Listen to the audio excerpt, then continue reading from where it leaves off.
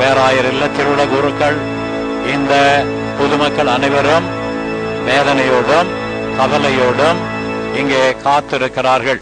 அவரது உடலை தரிசிக்க, அவருக்கு இறுதி அஞ்சலி செலுத்த மக்கள் ஆர்வத்தோடு இங்கே காத்திருக்கிறார்கள்.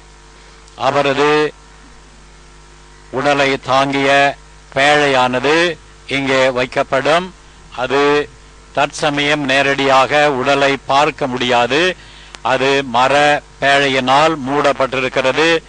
அது வைத்து இங்கே திறக்கப்படும். அதற்குள் இன்னொரு பேழை, அதன் பிறகு அதற்குள் அலுமினிய பேழை. அதை எடுத்த பிறகுதான் உடலை பார்க்க முடியும். எனவே இங்கே ஒரு அரை மணி நேரம் அவரது உடல் அடங்கிய பேழையை வைத்து திறந்து அதன் பிறகு அதற்கு அஞ்சலி செலுத்திவிட்டு இங்கிருந்து அவரது உடலானது பவனியாக கெத்தி செமினார் மேல்நிலைப்பள்ளி எஸ்காந்த் மன்றத்துக்கு எடுத்து செல்லப்பட்டு பொதுமக்கள் அஞ்சலிக்கு ஜபத்துக்கு வைக்கப்படும். அவரது விருப்பப்படியும் மக்களுடைய விருப்பப்படியும் அவரது உடலானது நமது பேராலயத்தில் அடக்கம் செய்யப்படுகிறது. நமது நாட்டில் உள்ள கர்தினால்கள் 4 பேர் இருக்கிறார்கள். அந்த கர்தினால்களும் நமது நாட்டில் உள்ள ஆயர்கள் ஏறத்தாழ 30 ஆயர்களுக்கு மேல் இந்த அவரது இறுதி சடங்கு திருப்பலியில் கலந்து கொள்ள இருக்கிறார்கள். சுமார் 500 குருக்கள், ஆயிரக்கணக்கான கன்னியர்கள், லட்சக்கணக்கான பொதுமக்கள் இதில் கலந்து கொண்டு அவருக்கு அஞ்சலி செலுத்துவார்கள். நமது கர்தினால் ஆண்டகை அவர்கள் ஏறத்தாழ 200 பேருக்கு ஆயர் பட்டம் அளித்திருக்கிறார். எனவே உலகம் முழுவதிலும் 200 பேருக்கு மேல் ஆயர் திருநிலைப்பாட்டை நடத்தியவர். இவ்வளவு பெருமைக்குரியவர். அவர் இந்த இறுதி சடங்கிலே கலந்து கொள்ள பலர் ஆசைப்பட்டார்கள், ஆயர்கள். இருப்பினும் ஒரு சில ஆயர்கள் மட்டும் முடிந்தவர்கள் வருகிறார்கள். இது ஒரு விதத்திலே நமக்கு ஆறுதலாக இருக்கிறது.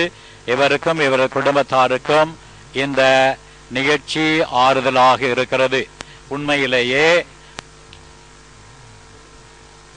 அவர் உயிரோடு இருந்தால் அவருக்கு எவ்வளவு அமோகமான வரவேற்பு அளிப்போமோ அதைவிட அமோகமான வரவேற்பு அவரது உடலுக்கு அளிக்கப்பட்டது. இது அவர் செய்த பணி இந்த புதுவை மண்ணுக்கு மட்டுமல்ல, இந்திய திருச்சபைக்கு மட்டுமல்ல, அகில உலக திருச்சபைக்கு அவர் ஆற்றிய பணிக்கு இது ஒரு நன்றி கடனாக அமைகிறது. அவர் நற்செய்தி அறிவிப்பு பேராயத்தின் செயலராக இருந்தபோது உலகத்தில் உள்ள 1/3 பகுதி நாட்டிற்கு அவர் கண்காணிப்பாளராக இருந்தார். அவர் கர்தினாலாக 1985 உயர்த்தப்பட்ட பிறகு ஓரியண்டல் ரைட் காங்கிரகேஷன், அதாவது கீழை திருச்சபை பேராயத்தின் தலைவராக இருந்தார். அப்பொழுது உலகத்தில் உள்ள 1/3 பகுதி நாட்டுக்கு பொறுப்பேற்றிருந்தார்.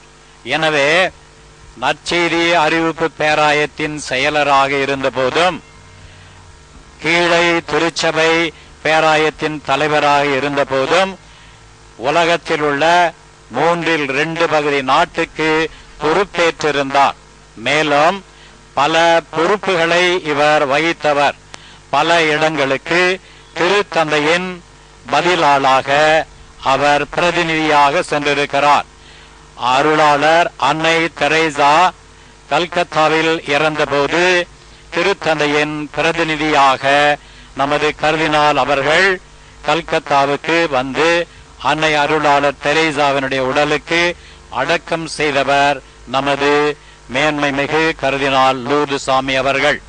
அதை போலவே பல நாடுகளுக்கு நமது பாசமிகு கர்தினால் ஆண்டகை அவர்கள் திருத்தந்தையின் பிரதிநிதியாக சென்றிருக்கிறார். எனவே இதை நினைக்கின்ற போது நமக்கு பெருமையாக இருக்கிறது. ஆனால் மிகப்பெரிய இழப்பை இந்திய திருச்சபை, தமிழக திருச்சபை, புதுவை திருச்சபை பெற்றிருக்கிறது. ஆனால் அவர் ஒரு நல்ல எடுத்துக்காட்டான பக்தி நிறைந்தவர், விசுவாசம் உள்ளவர். திருச்சபைக்கும் திருச்சபையின் தலைவர்களான திருத்தந்தையர்களுக்கும் அவர் காலத்தில் 5 திருத்தந்தையர்களை அவர் சந்தித்திருக்கிறார், அவரோடு உழைத்திருக்கிறார். திருத்தந்தையர்களுக்கெல்லாம் மிகவும் விசுவாசத்தோடு நடந்து கொண்ட ஒரு உத்தம கத்தோலிக்க கிறிஸ்துவ மகனாக இவர் வாழ்ந்தார், வளர்ந்தார். நுழைந்த கர்தினால் ஆண்டவருடைய திருவுடலை இப்பொழுது நாம் நேரலையாக பார்க்க இருக்கின்றோம். இதோ மிஷன் ஊதிக்குள்ளாக நுழைந்திருக்கின்ற கர்தினால் ஆண்டையினுடைய திருப்பேழையை தாங்கி இருக்கின்ற அந்த ஊர்திக்கு முன்னால் அணிவகுத்து வந்து கொண்டிருக்கின்ற இந்த ஊர்தி பவனியை நாம் பார்க்கின்றோம். இதோ மிஷன் ஊதியிலே வந்து கொண்டிருக்கின்றது. லூர்து டிவி இதை நேரடியாக ஒளிபரப்பிக் கொண்டிருக்கின்றது. இதோ கர்தினால் ஆண்டவனுடைய திருப்பேழை தாங்கிய அந்த திருவுருவத்திற்கு முன்னால் நம்முடைய மறைமாவட்ட ஊர்தி அவருடைய வருகையை முன் எதிரொலித்துக் கொண்டு வந்து கொண்டிருப்பதை நாம் லூர்து தொலைக்காட்சியிலே பார்க்கிறோம். நம்முடைய அருட்திரு குருக்கள் மற்றும் கன்னியர் மற்றும் பொதுநிலையினர் ஏற்பாடு செய்த இந்த ஊர்தி பவனி இது உள்ளே வந்து கொண்டிருக்கின்றது. இன்னும் ஒரு சில வினாடிகளுக்குள்ளே இப்போது வந்துவிடும். இதோ மிஷன் வீதியிலே நம்முடைய பேராலயத்தை தாண்டி பேராயர் இல்லத்திற்குள்ளே வர எத்தனைத்துக் கொண்டிருக்கின்றது. இதோ பலரும் அவரை கண்டுகளிக்க காத்திருக்கின்றனர். இதோ வந்துவிட்டது ஊர்தி. முன்னிலே வந்து கொண்டிருக்கின்ற ஊர்தி அணிவகுப்பு இதோ பேராயர் இல்லத்திற்குள்ளே நுழைய இருக்கின்றது. காவல்துறை ஊர்தி அவருக்கு முன்னாக வந்தது. இதோ பேராயர் இல்லத்தை தாண்டி அந்த காவல்துறை ஊர்தி சென்று கொண்டிருக்கிறது. இனி நேரடியாக நீங்கள் இதை ஒளிபரப்பாவதை பார்க்கலாம். லூர்து தொலைக்காட்சியில் இப்பொழுது நாம் பார்த்துக் கொண்டிருக்கின்ற அந்த ஊர்திக்குள்ளேதான் கர்தினாலுடைய திருப்பேழை இருக்கிறது, அவருடைய உடல் தாங்கிய திருப்பேழை இருக்கிறது. அந்த ஊர்தி இதோ இப்பொழுது நெருங்கிக் கொண்டிருக்கின்றது. மக்களும் அவருக்கு முன்பாக வந்து கொண்டிருக்கின்றார்கள். அந்த ஊர்தி எந்த அளவிற்கு மிக சிறப்பாக வரவேற்கப்படுகிறது. மக்கள் தங்கள் சொந்த ஊர்திகளிலும் அவரவர் இந்த 2 சக்கர வாகனங்கள், 4 சக்கர வாகனங்கள் அனைத்திலும் சென்று அவரை கோரிமேட்டிலிருந்து நம்முடைய மாநிலத்தின் எல்லையிலிருந்து வரவேற்றுகிறார்கள். இதோ அவருடைய பேழை தாங்கிய ஊர்தி இப்போது வந்துவிட்டது.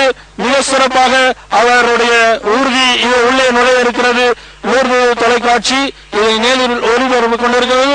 கர்தினால் ஆண்டையினுடைய திருவுடலை தாங்கிய இந்த ஊர்தியை நீங்கள் பார்த்துக் கொண்டிருக்கிறீர்கள். அந்த ஊர்தி இதோ இப்பொழுது உள்ளே நுழைய தயாராக இருக்கின்றது. இதோ பேராயர் இல்லத்தின் எதிரிலே வந்திருக்கின்றது. அவருக்கு முன்பாக வந்து கொண்டிருக்கின்ற நம்முடைய அருட்திரு குருக்கள் அவர்களுடைய ஊர்திகள் எல்லாம் உள்ளே நுழைந்து விட்டன. இதோ கர்தினால் ஆண்டையினுடைய உடல் தாங்கிய திருப்பேழை இதோ நம்முடைய பேராயர் இல்லத்துக்குள்ளே நுழைந்து கொண்டிருக்கின்றது. ஏற்கனவே அவர் பணியாற்றிய இந்த பேராயர் இல்லத்திற்குள்ளே அவருடைய திருவுடல் உள்ளே நுழைந்து கொண்டிருக்கிறது நாம் பார்க்கிறோம். இத்தனை மக்களும் இந்த இரவு வேளையிலும் கூட இருந்து அவரை வரவேற்கிறார்கள். நம்முடைய பேராயர் அவர்கள் இப்பொழுது முன் சென்று அவரை வரவேற்க இருக்கிறார்கள்.